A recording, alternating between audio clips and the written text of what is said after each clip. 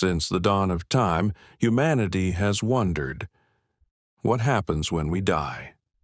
Is death truly the end, or just another beginning?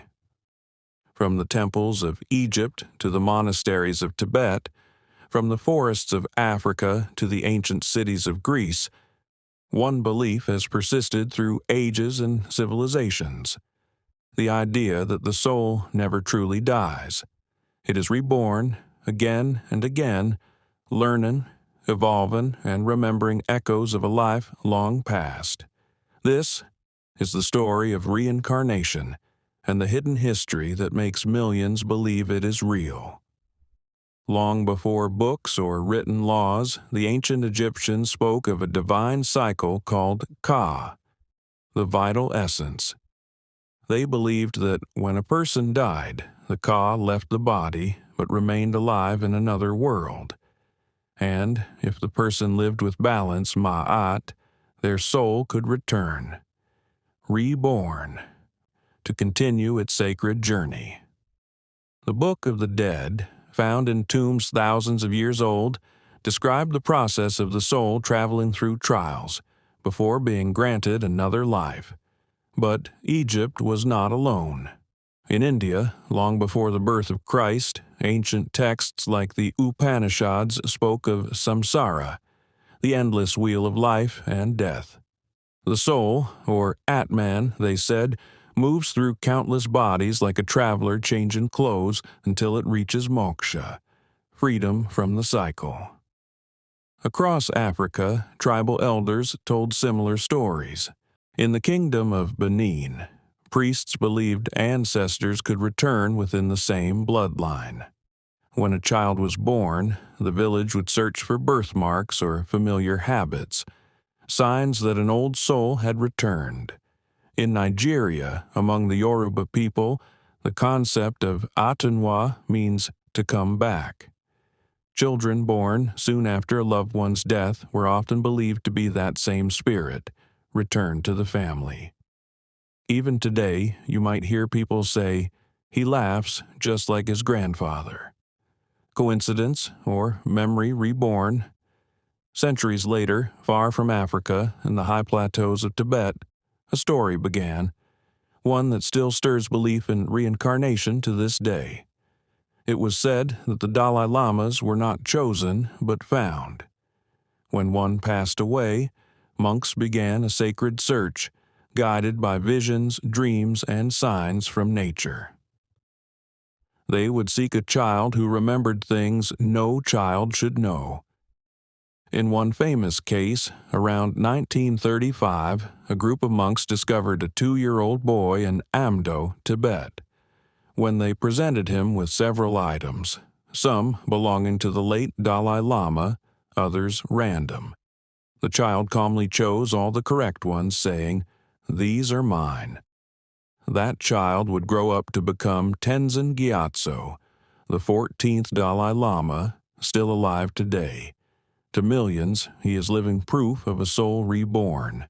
But perhaps the most haunting story came not from Tibet, but from ancient Mesopotamia over 3,000 years ago. A clay tablet discovered near Uruk told of a forgotten king named Naram Sin, cursed by the gods for arrogance.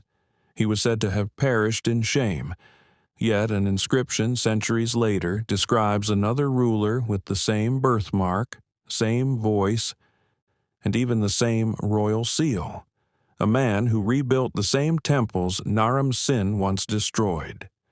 Some scholars dismissed it as myth. Others whispered the king had returned.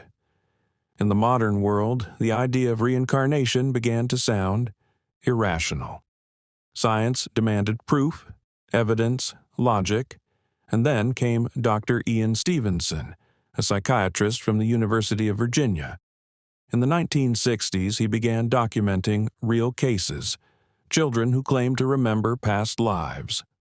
One child in Sri Lanka described in detail the life of a fisherman from another village, including his boat's name, his wife's jewelry, even how he died in a storm. When investigators checked, every detail was true. Another case in Lebanon. A 3-year-old girl who pointed to a nearby town and said, "That's where I lived before. My name was Maha. I died when my car caught fire." They found the grave. The woman's name? Maha. She had died in a car fire. The child had birthmarks in the exact spots where Maha's burns were found.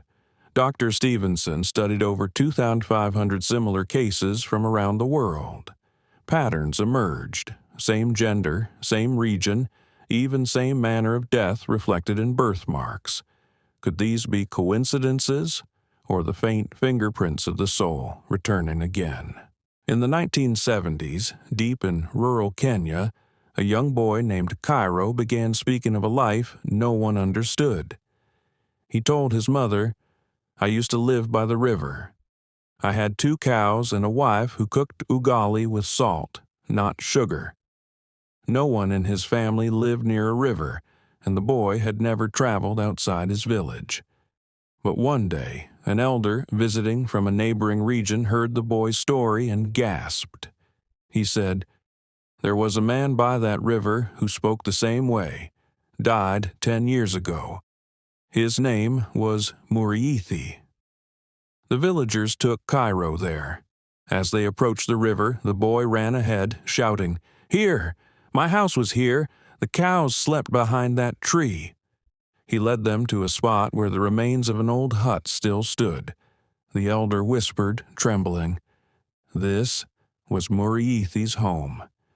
When Cairo met Muriithi's widow, he wept uncontrollably and said, "You still cook with too much salt."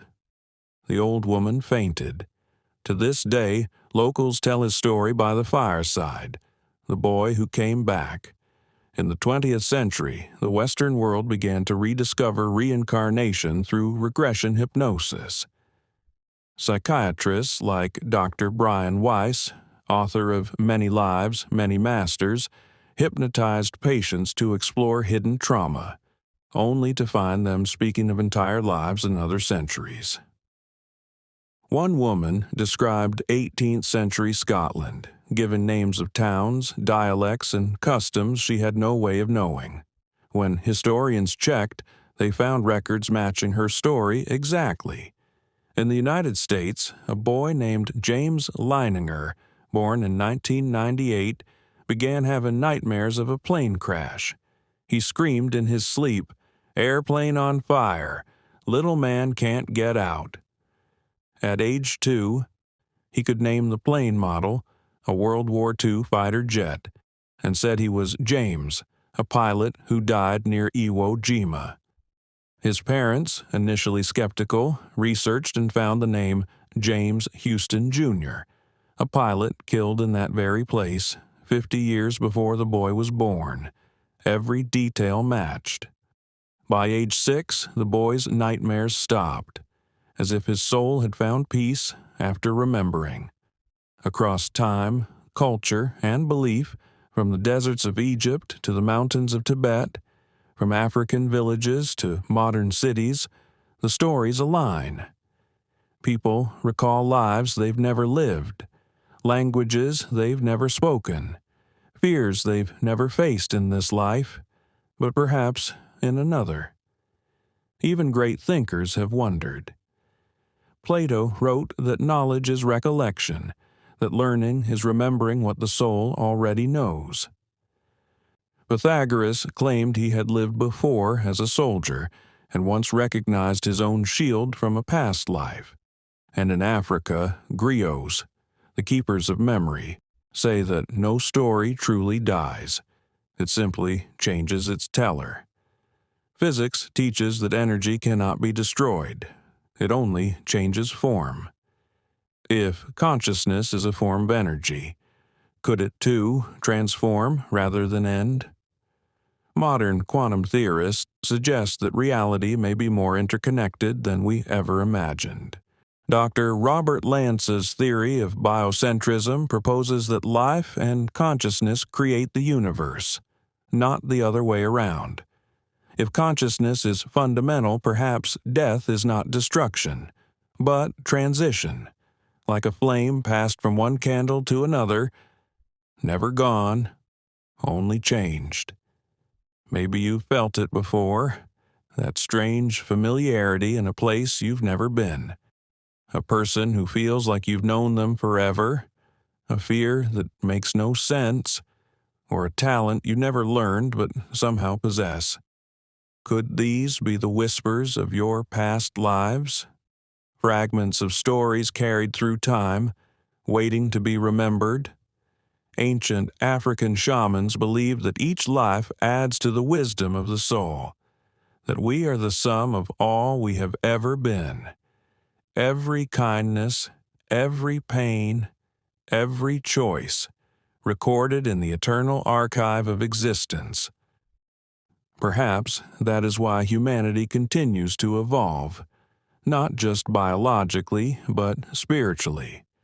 Because we are all travelers, each life a chapter in a book that never ends.